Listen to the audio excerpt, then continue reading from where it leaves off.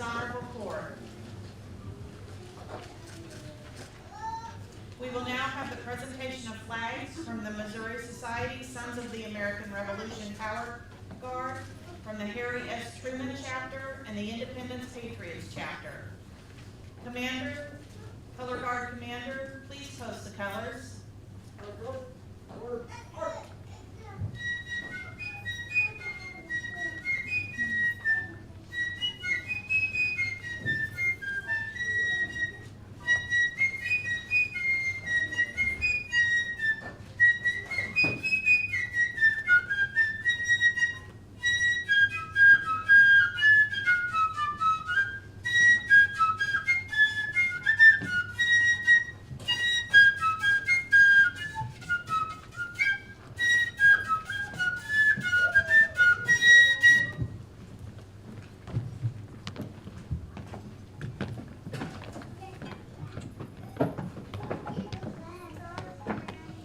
Left face.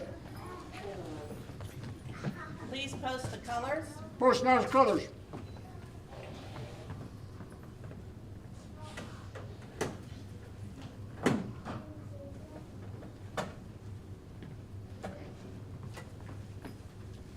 Post the remaining colors. Right face. Forward. March.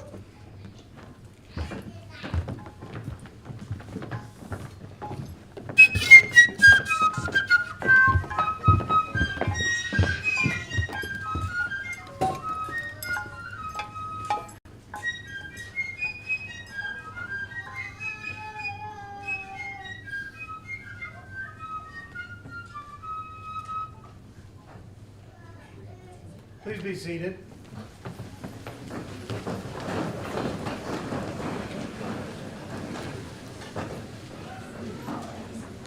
Welcome. I thought the last group of people were beautiful. You guys may be even better than them. We are so honored to be able to be here. My deep, heartfelt thanks to the folks who volunteered to present the colors. And it's a great honor to be able to be at a United States President's Museum and Library, to be able to do this event and to make you as our newest citizen. But you didn't come here just to hear me talk, but you're going to get more of that later. But it's my honor to be able to introduce Kim Verdindez from the Immigration Services Officer, United States Citizenship and Immigration Services. Please. Good morning. This morning, I would like to present 50 applicants for United States citizenship. These applicants come from 46 different countries. They have met the formal requirements imposed by law for United States citizenship. Upon taking the oath of allegiance, each will have the rights, privileges, and responsibilities of United States citizenship. As I call your country, please stand to be recognized.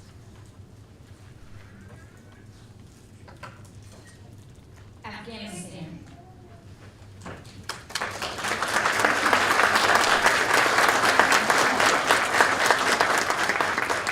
Brazil.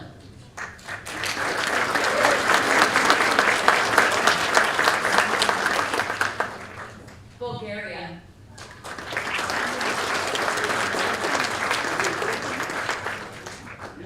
Burma.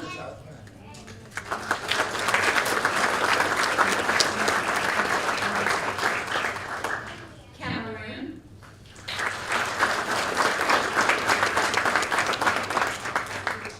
China.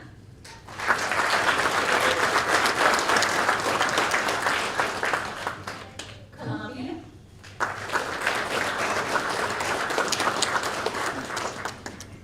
Congo.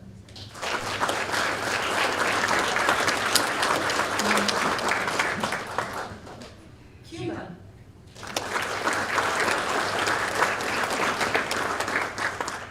Dominican Republic.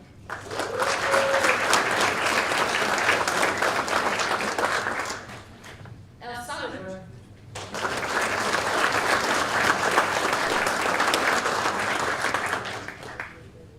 Ethiopia.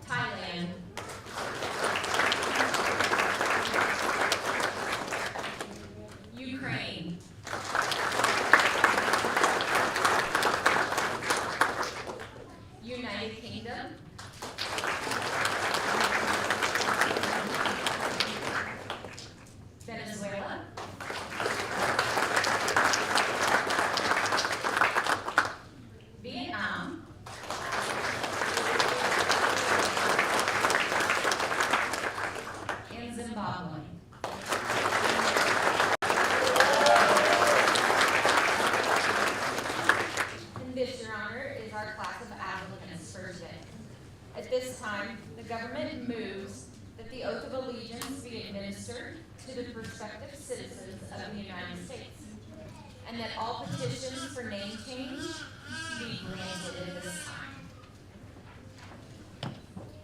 It is my honor to grant those motions. Thank you. Behind the scenes, you probably, well, first, the woman from Sudan is blowing kisses, so.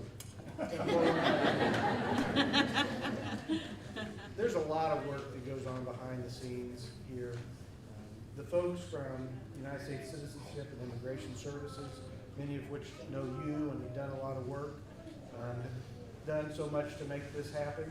You have done so much to make this happen, working through all the rules and regulations to get here and to be here. Folks from the clerk's office have done so much. And of course, the folks at the Truman Library have worked themselves really hard to make sure we have cupcakes, which is all important, to have something afterward. So please join me in thanking all these folks.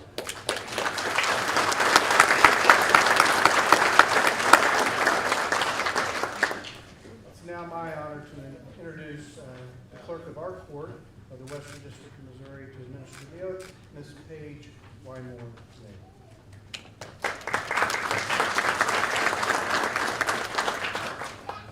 I would ask all the applicants for citizenship, please stand. Raise your right hand and repeat after me.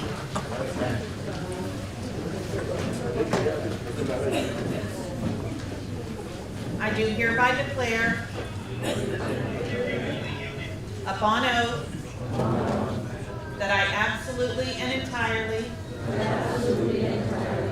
renounce and abjure all allegiance and fidelity to any foreign prince, potentate, state or sovereignty, of whom or which I have heretofore been a subject or citizen, that I will support and defend the Constitution and the laws of the United States of America against all enemies, foreign and domestic, that I will bear true faith and allegiance to the same, that I will bear arms on behalf of the United States when required by law, that I will perform non-combatant service in the armed forces of the United States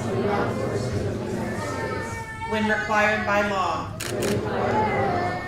that I will perform work of national importance under civilian direction when required by law, and that I take this obligation freely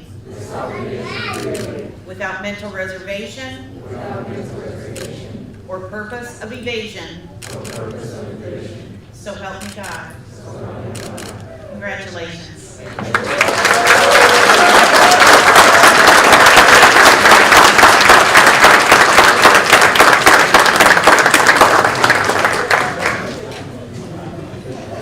It's not every day you get to come to the Truman Library. It's not every day that we get to be welcomed by their staff. We greatly appreciate being here.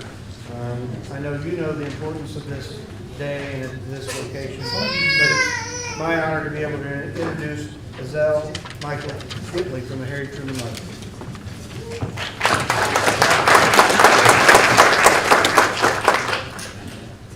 Hello, welcome to the Truman Library. My name is Azalea Michelle Whitley, and I'm the Director of Public Programs here at the Truman Library, and I am also a naturalized citizen. My family came to the U.S. from Mexico when I was 9 years old, and so my parents went through the citizenship process when I was a child, so I benefited from them doing that, and I became a U.S. citizen when I was 17 years old, and so I'm very grateful that my parents did that because it allowed me to go to college and apply for grants, for Pell Grants to go to college. And so I'm very grateful that they did that. As you heard, I think you guys already heard a lot of this on video, so I don't want to say too much. But I'm just very glad that you're here. I did go to college at Kansas State University. My friend Leo Prieto is here. And I haven't seen him in a while. We run into each other every now and then. We both grew up in Southwest Kansas. We went to Kansas State University. And so we run into each other every now and then. So anyway, I'm just very grateful to be here, and I'm glad you are here at the Truman Library. And I don't know if you noticed, I was looking for my notes, so I can't find that beautiful quote that I gave earlier. So let me just tell you my next favorite Truman quote, which is, if you can't stand the heat, get out of the kitchen.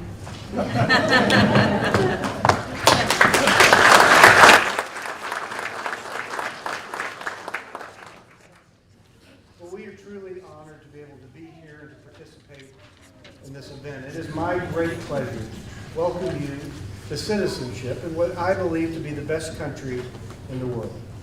Naturalization ceremonies are beloved by the judges of the Western District of Missouri, and it's truly an honor to be able to do it here at the Truman Libraries.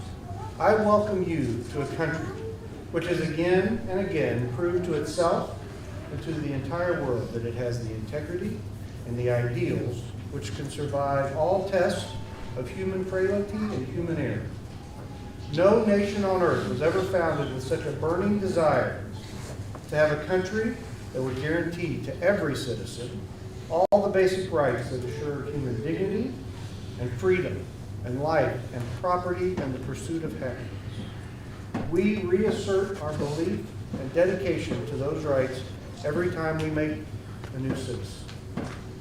At the heart of our nation is our Constitution, the product of great and eternal wisdom, expressing freedoms and rights obtained and preserved through the blood and sacrifice of our forefathers and soldiers still today. It was signed in 1787, and for over 200 years, our Constitution has been the symbol of our capacity to govern ourselves. It has fostered government of, by, and for the people. And from its wisdom flows growing concepts of liberty and justice and human dignity for all. The Constitution is a living document, and it's just as relevant today as it was in 1787. The Constitution is still a certain guarantee of our basic rights. It is still the promise of protection from government and by government. But liberty is a blessing that must be constantly nurtured. In this rapidly changing world, every American must understand, as you do, the system of government by which we live, and to do his or her best to make it work even better. Good citizenship and our Constitution are inseparable. Both must walk in unison, or neither can survive. The United States is a land of but one people, gathered from many countries. As citizens, we are all sworn to that single loyalty. We witness to the world the good and the strength and the wisdom and the courage and the love that comes to us from afar, and finds proper nurture here in this fertile field called America. For being a good American does not depend on whether one is foreign-born or native-born, but whether he or she lives the ideals and carries out the duties and responsibilities of citizenship. It's truly my pleasure to be able to speak to you here at the President Harry S. Truman Library. Of Harry Truman's many, many accomplishments, I think I appreciate most his ability to learn and to change. On Truman's mother's side of his family, they sided with the Confederacy during the Civil War, and some say she wouldn't even sleep in the Lincoln bed. His relatives on both sides owned slaves. Truman even once attended a Ku Klux Klan KKK lunch and walked out when he figured out what they wanted. But we all have the power, like Harry Truman, to take a different path. His friend from the Army was a young Jewish man named Eddie Jacobson. He and Eddie opened up their own clothing store when they got back from World War I, and Eddie worked with then Senator Truman to help get Jews out of Nazi Germany. As president, Harry Truman was shocked at the racist treatment of African Americans. Not only did Truman integrate the military, but he found a particularly horrible incident involving a police officer in South Carolina who blinded a World War II veteran who was still in his uniform, and that caused Harry Truman to more aggressively embrace civil rights. He was the first president to ever speak at the NAACP, in which he spoke of a guarantee of freedom and equality to our citizens, which includes you. Just a brief word about your obligation to your national heritage. While your adopted homeland demands and deserves your complete allegiance, which you just swore today, you are fortunate to have and should have concern about the land and the people of your birth. And in making you one of us, we Americans do not expect you to abandon the rich heritage in which you have come. You must nurse those memories, teach them to your children, enjoy your ethnic and national communities, all the time using them as building blocks for a better and more productive life here in this new homeland of yours. From now on, it is your sacred and sworn responsibility to uphold and defend this Constitution, from which spring your blessings and your rights and your freedom and your liberty. Under our system of government, to you, our newest citizens, this heritage is entrusted. You must appreciate the importance of this heritage and cherish it and defend it, just as those who made it possible for you. For freedom and democracy, while a heritage must be secured by each new generation. How do you do this? Exercise your right to vote. Participate. Learn about the issues and vote in national and state and municipal elections. Be patriotic, for if we're to continue to enjoy the fruits of liberty, we can do no less than follow the examples of men and women who came before us. And then participate in the activities of your city and your state and your nation. Support your schools and your community and your service organizations. In closing, I wish for you all the good things in life. This is an exciting moment for you and for me. And I ask that you please rise and join me in stating the Pledge of Allegiance.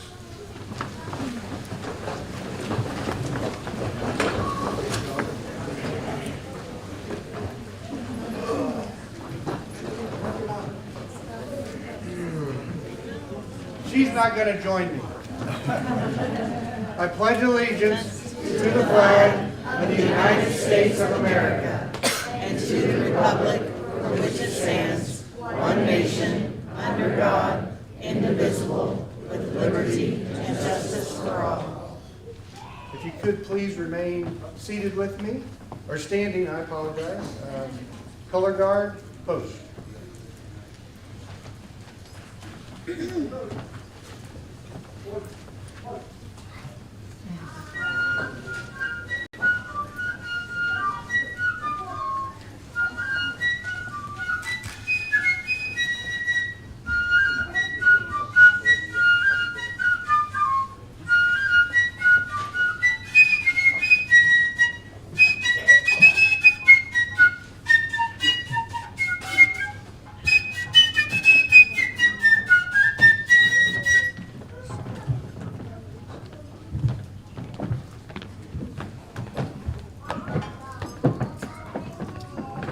Left face.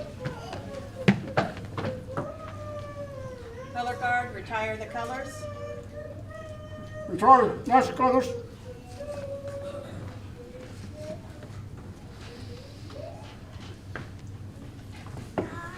Retire remaining colors.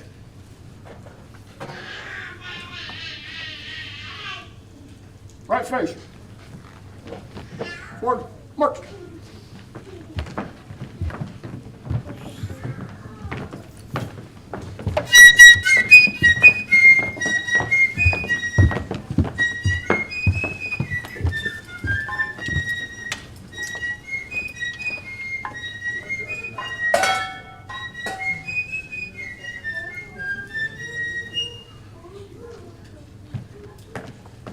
If you have a second afterwards, I'd love to take my picture with you. Everybody gets one cupcake. And you can come back for seconds if there's any left over. Welcome to America.